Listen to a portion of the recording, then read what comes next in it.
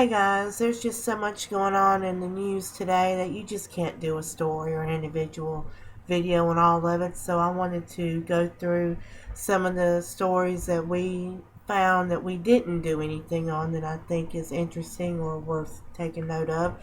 First one here is Australia. Country Australia calls for the world to pray and fast 7 days for the United States. I've been praying for the United States for a long time, and I've always said that you can't have too many prayers, so I hope there's a lot of people in these other countries praying for us, because this country sure needs all the prayers we can get.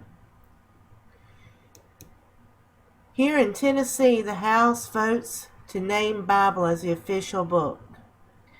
Well, I really applaud that, and I'm glad that they're trying to do that, but I read another story. I don't have the link here, but I did read an update to this to where the Senate actually blocked that, but I hope Tennessee can actually get that done. You can't have a better book than a Bible to have as your official book. This is from the South Carolina shooting where the officer shot the guy in the back.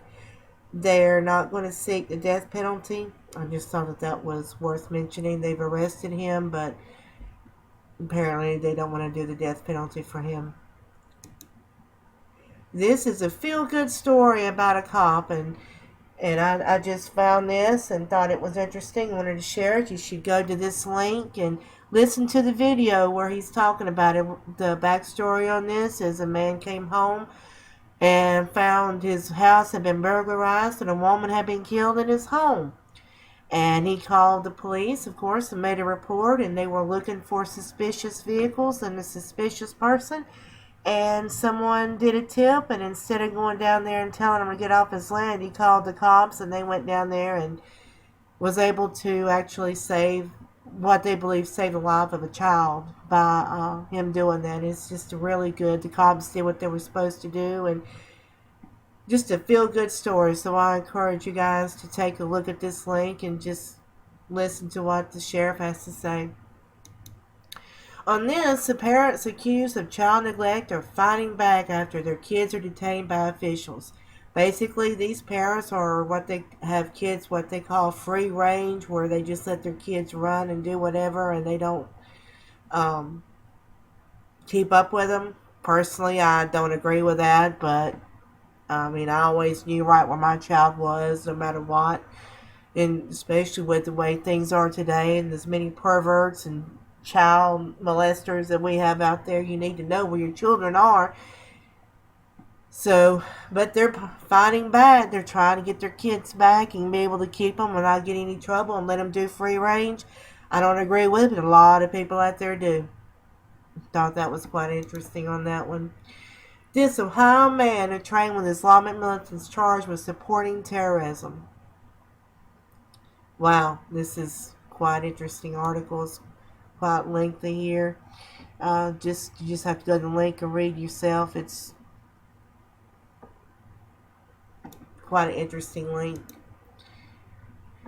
NBC changes the account of reporters kidnapping in Syria. Gee, that's a big surprise. NBC changing something and what a reporter from mainstream media said wasn't true. Wow, that's shocking.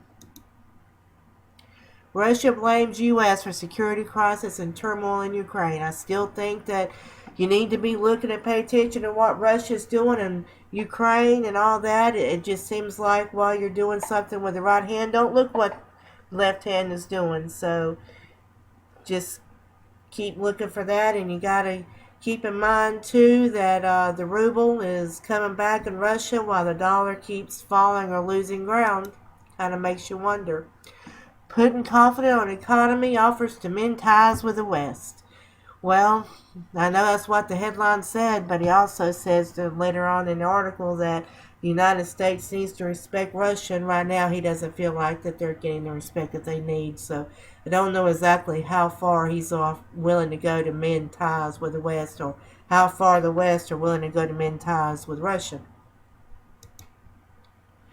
This, I couldn't believe it when I saw it. Meet the transgender man who could be a Men's Health magazine cover model. Don't think so. I think if I was a man and saw this on there, I'd think I would just pass on the issue and maybe pick up something else. And well, Nancy Pelosi on 2016 and her future, well, some people might think that's news and want to hear about that, but I don't. So, anyway, that's all. I'm going to leave links to all the stories I covered. You can go there, read them yourself. Thank you, and God bless, and please pray for our country, for ourselves. Thank you.